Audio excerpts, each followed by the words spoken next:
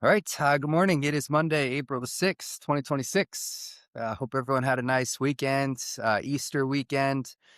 Gosh, my family, we just had a great time.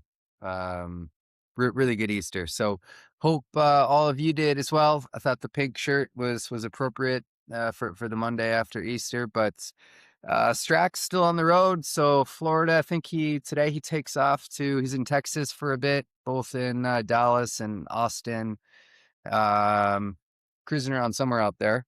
I know a handful of you have been asking, Gawler in our office, he and his wife, Victoria, expecting their second kid any day now. I haven't talked to him yet today, but we were exchanging some text messages yesterday for Easter. And so as of yesterday, like no baby that I'm aware of. So he certainly appreciates all the prayers coming his way for his family there. So looking at markets last week again, a lot of headlines. Just events going on in the Middle East, like the conflict's going to end, then it's not, then it is going to end. But just looking at markets themselves. All right. So, and someone asked me a good question, like, how did the market do so well last week? Right. So most markets were up, on average, call it about 3% higher last week, even though oil, call it $110 a barrel. Right. So we have higher oil prices, and stocks are up, for 3%. All right. So, one important thing to point out is oil markets, similar to other markets, whether it's, treasuries or other commodities of sorts, but, they have what's called like a futures curve, right? So like if you turn the TV on, CNBC or Fox Business, whatever it might be, like the price of oil you see running across there, that's typically going to be like the spot price or like the current month, like whatever the price is that's closest to expiration. All right. So that's when you see like $110 a barrel for WTI, like that's what you're looking at. But what's usually not shown on there is there's a futures curve, right? So in other words, what are market participants pricing like future oil prices to be? And if you look at that curve, it remains downward sloping, which is a good thing. At least for now. That's good. It's downward sloping.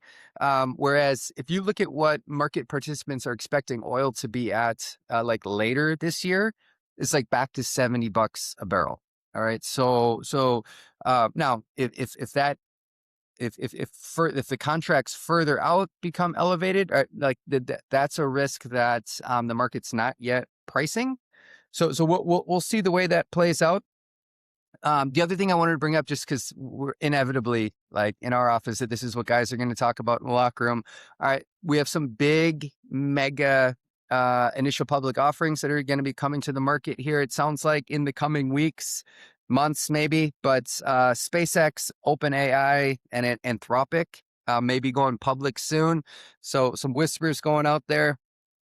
And so I just want to bring up a couple points here. Now we'll see the way these play out.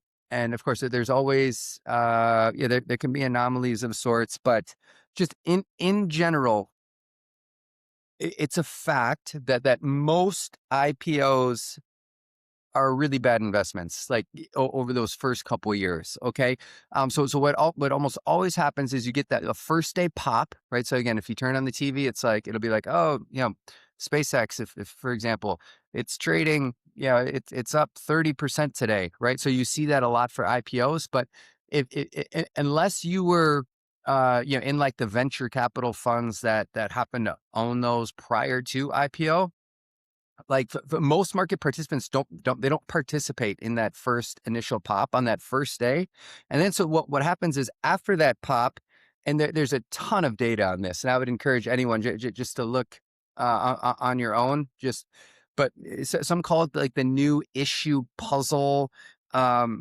But the data is very clear. Like if you're not in that first pop, which means if you're not in the private shares before it goes public, like the next couple of years, typically these IPOs are really poor investments, right? And so why is that the case? Well, again, from the founder's perspective, right? So if you're a founding or an early shareholder, venture capital, right? Like there's a reason you're going public.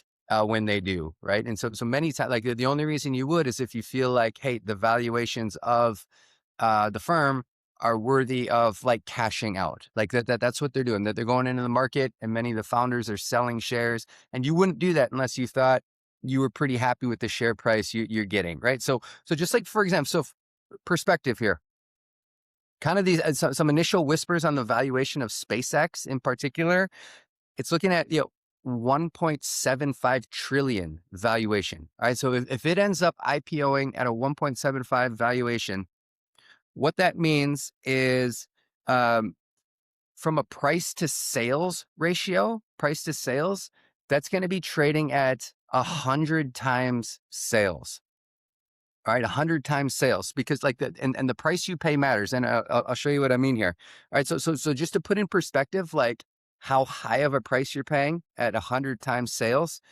If you look at the existing companies in the S&P 500, the company that currently has the highest multiple in terms of price to sales, Palantir comes in at 73 times sales. Again, really high multiple. The average S&P 500 company currently trades at 3.1 times sales. All right, so if your average S&P 500 company is trading at 3.1 sales, Palantir, again, currently by far the highest valuation at 73x. SpaceX is looking something north of 100x sales. All right, and again, not necessarily saying it's going to be a bad investment. It's just history is not on its side at these valuations, and who knows? Maybe in the next 5 to 10 years they knock, they just hit a home run and they execute. But for it to be a good investment, like it is really going to have to deliver. Like the fundamentals are really going to have to catch up to for investors trying to get in like post IPO. So I don't know, long-winded way of saying like be careful. Certainly, and I get it. These are fun companies. Really neat technologies. Uh, so innovative, really, really cool stuff. But just if you are going to dabble in investing in companies like this, I guess just be really prudent in like the size of the positioning. If you're going to add something like this, and for many investors, it might not be a good idea out of the gates. So that being said, best wishes down down the stretch here. Just gosh, a handful of games left here in the regular season. We got the Frozen Four coming up here this weekend, so a lot of good stuff. Questions, comments, concerns, don't hesitate to reach out to our team, and we hope you have a great week. Thanks.